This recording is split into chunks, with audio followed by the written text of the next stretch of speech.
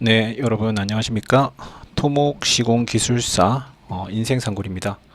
오늘은 토목시공기술사의 키워드를 정리하는 방법에 대해서 제가 말씀을 드리고자 합니다. 토목시공기술사의 키워드는 토목시공기술사의 기초이고 총 27가지의 키워드가 있습니다.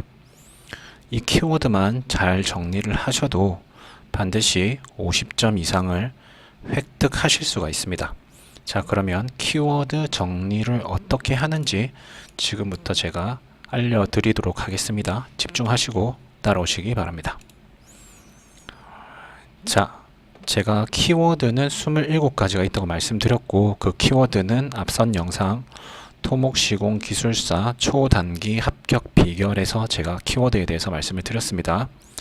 총 27가지의 키워드가 있고, 보시면은 첫 번째 키워드인 다짐이 되겠습니다. 다짐. 네, 첫 번째 키워드는 다짐이 되고, 다짐에 대해서 제가 키워드를 정리를 할 때는 반드시 그림을 그리셔야 된다고 했습니다. 그림. 지금 보시면은 이제 제가 그림을 그렸죠. 이거는 제가 토목시공기술사를 시작한 지 약 일주일 정도 됐을 때 그린 그림입니다. 다짐에 대해서 공부를 하고 요약을 해야 되니까 실질적으로 이 한 페이지를 정리하는데 꽤 많은 시간이 소요가 됩니다. 아직 뭘 모르는 상태죠. 자, 다짐에 대해서 그림을 그리고 가장 중요한 건 그림과 함께 바로 이 정량화 하셔야 된다는 겁니다. 보시면 다짐 장비는 10톤 이상, 다짐 속도는 4km/s 이하, 다짐 횟수 최소 8회, 다음에 전단 강도 타우는 C 플러스 탄젠트 파이에서 내부마 찰각 파이 값은 25도 이상인 재료를 써서 다짐을 한다라는 이러한 정량화와 도식화를 반드시 하셔야 됩니다. 그리고 이게 되면 여러분은 시험에서 이 부분을 다 쓰실 수가 있습니다. 그렇기 때문에 초반에 반드시 기초 공부하신다고 생각하시고 키워드를 정리를 하셔야 합니다. 자, 다짐에 대한 키워드를 제가 이렇게 정리를 했습니다. 그리고 답안을 풍성하게 하기 위해서는 이러한 이제 도표 등을 이제 활용을 하시면 굉장히 좋습니다. 이제 이 토목시공기술사 시험 같은 경우에는 답안을 채점하는 분들에게 좋은 보고서를 글로 써서 제출한다고 생각하시면 굉장히 답안을 쓰시기가 수월하십니다. 자, 첫 번째 키워드 다짐에 대해서 제가 정리한 걸 보여드렸고요. 다음은 사면 안정에 대해서도 역시 저는 사면에 대한 그림을 그리고 정량화, 비가 이렇게 내렸을 때는 다음에 여기서 사면이 붕괴할 수 있다. 그건 랜드 슬라이드, 랜드 크립이 있고, 이거를 보시면은 방지하기 위해서 억지 말뚝을 설치할 수가 있고, 안전율은 이렇게 된다. 다음에 어떻게 됩니까? 안전율은 활동력 분의 저항력이 된다. 다음에 전단 강도가 여기에 영향을 미친다 라는 부분도 제가 적었고요. 다음에 경사계, 다음에 지하 수익에 대한 부분, 다음에 이게 왜 무너지는지, 내적, 외적, 이유들, 이런 부분들까지도 정리를 했습니다. 참고하시면은 제가 정말 토목시공기술사에 대한 기본 지식이 없는 상태에서 시작을 했음에도 불구하고 굉장히 단기에 합격할 수 있었던 비결은 바로 이 키워드를 꾸준하게 정리하고 이 키워드를 기반으로 한 문제풀이를 많이 했기 때문이라고 감히 말씀드릴 수가 있겠습니다. 자, 다음 콘크리트 키워드인 균열이 되겠습니다. 균열도 역시나 제가 이렇게 정리를 했고, 이거를 절대 따라 하시는 게 아니고 이런 식으로 처음에는 조금 부족하더라도 정리를 하면 되는구나 라고 참고를 하시면 되겠습니다. 자, 열화, 콘크리트 열화에 대한 내용인데 실제 저는 이 그림들을 시험에서 다 사용을 했습니다.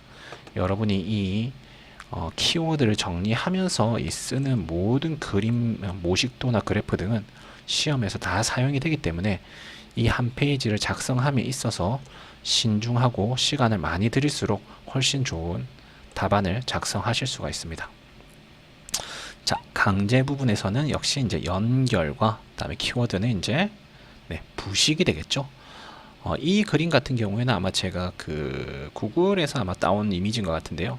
이런 식으로 이제 이미지들을 좋은 이미지들을 이제 구글이라든지 뭐 네이버라든지 또는 이제 교재 등, 그러니까 시중에 나와 있는 토목 시공 기술사 교재 등에서 가져오시면 되겠습니다. 시방서에도 그림이 있긴 한데 아무래도 시방서에는 조금 그림이 부족하다 보니까는 이런 부분들을 이제 참고해서 그려 나가면 되겠습니다. 다음에 이제 건설기계 선정과 조합에 대해서도 제가 이제 키워드 정리를 이렇게 해 두었고요. 연약 집안에 대해서도 키워드 정리를 진행을 했습니다. 그리고 이렇게 이제 원리적인 부분도 같이 이제 기재를 해주면 답안이 굉장히 풍성해지기 때문에 이런 부분들 같은 경우에는 이제 시중에 있는 교재를 활용하시는 게 굉장히 좋습니다. 그리고 이제 계측, 다음에 연약 집안의 키워드는 이제 요런 측방 유동과 이제 계측이 되겠죠. 네, 측방 유동과 이제 계측이 되겠습니다. 다음에 마기 같은 경우에는 옹벽과 이제 현타, 그리고 이제 기초는 이제 현타와 지지력적인 부분이 되겠죠. 현타와 기초의 키워드는 지지력과 이제 현장 타설, 현타는 현장 타설이죠. 뭐 현장 타설에서 뭐 이런 부분이죠. 정량화 했죠. 제가 슬럼프 값은 얼마로 하고 물결합 제비는 얼마 이하로 한다라는 부분에 대한 이제 정량화를 조금 더 많이 하실 수가 있습니다. 근데 처음에 키워드 정리를 하실 때는 아직 지식이 많지 않기 때문에 이 정도만 정리를 하더라도 충분히 답안을 쓰실 수가 있습니다. 자, 그리고 보시면은 이제 드디어 이제 보시면 이렇게 기초 공부가 끝나고 나면은 이제 전문 공정으로 들어가게 되는데요. 육상 인프라 이제 도로에 대해서 정리를 제가 시작을 했습니다. 보시면은 도로 같은 경우에는 키워드가 이제 평탄성과 보시면 평탄성 여기도 제가 정량을 해놨죠. 평탄성과 이제 파손. 이 그림은 제가 사실은 굉장히 여러분 이거 제가 정말 중요한 말씀 드리는데 제가 시험을 칠 때 합격한 그 필기 시험을 쳤을 때 이 그림을 제가 2교시, 3교시, 4교시에 모두 썼습니다, 여러분. 이 그림 하나를. 물론 여기서 더 플러스 알파가 됐습니다. 네. 그림 하나를 여러분 잘 그려 놓으면은 이 그림 하나를 3번을 쓸 수가 있습니다. 왜냐하면 1교시, 2교시, 3교시, 4교시에 답을 채점하는 사람들이 다릅니다. 그렇기 때문에 여러분 좋은 그림을 하나만 그려 놓으면은 1, 2, 3, 4교시에 다 쓰실 수가 있어요. 통상 이거를 이제 기술사 시험에서는 공통 아이템이라고 합니다. 굉장히 중요합니다. 딴 거 다 잊어버리셔도 이 공통 아이템은 기억을 하셔야 됩니다. 자, 그럼 이제 교랑에서도 이제 키워드는 가설공법과 부속장치 제가 그림을 다 그려놨습니다. 다음에 터널 같은 경우에는 굴착공법 이런 그림들 다 썼습니다. 저는 시험 칠 때.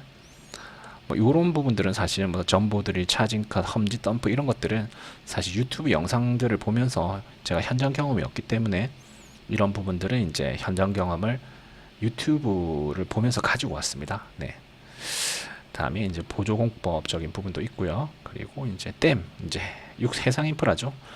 댐의 키워드는 유수 전환과 기초 처리가 되겠고요. 다음에 하천은 홍수 제방, 그리고 항만은 준설과 케이슨이 되겠습니다. 그죠? 공사 시사에는 뭐 여러 가지 내용들이 있겠는데 공사 시사는 한번 키워드 정리를 해놓고 나시면은 아무래도 시험을 치실 때 어떤 부분에서든 적용 가능하기 때문에 공사 시사도 키워드 정리를 반드시 하시는 것을 이제 추천을 드립니다.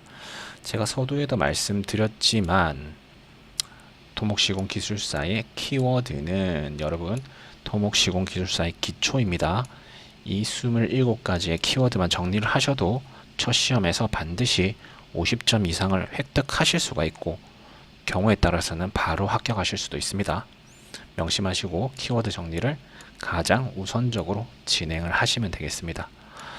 제가 닉네임이 인생상골인 이유는 영리한 토끼는 살아가면서 단단한 굴을 3개를 만든다고 하는데 그런 의미에서 인생상골이라는 표현을 썼고요. 여러분들도 토목시공기술사라는 단단한 굴을 하나 파시기를 간절히 기원드립니다. 이상 마치도록 하겠습니다.